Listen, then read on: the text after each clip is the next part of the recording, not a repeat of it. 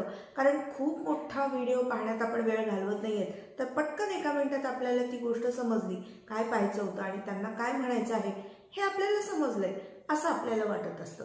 पण हळूहळू या रील्सचं व्यसन वाढत आहे, कारण त्यामुळे आपल्या मेंदूमध्ये खूप उलथापालथ होत आहे. तरी व्हिडिओ येतो, एखाद्या छोट्या बाळाचा असतो, सेक्स रोमांसबद्दलचा एखादा असतो, काहीतरी आचरट कॉमेडीसारखं काहीतरी कोणीतरी बोलतं, अशा प्रकारचे रील्स असतात किंवा काही डान्सवरचे असतात. म्हणजे एकूण सगळ्या भावभावनांचं संमिश्र एक मिश्रण आपल्या डोक्यावरती, आपल्या मेंदूवरती थोपलं जातं आणि त्यामुळे मेंदूला एक कोणताच मूड असा बनत नाही.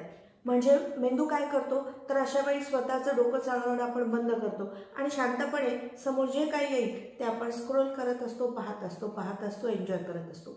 त्यामुळे हळूहळू आपल्या मेंदूची कार्यक्षमता कमी होत आहे, कारण आपल्याला इतकं छान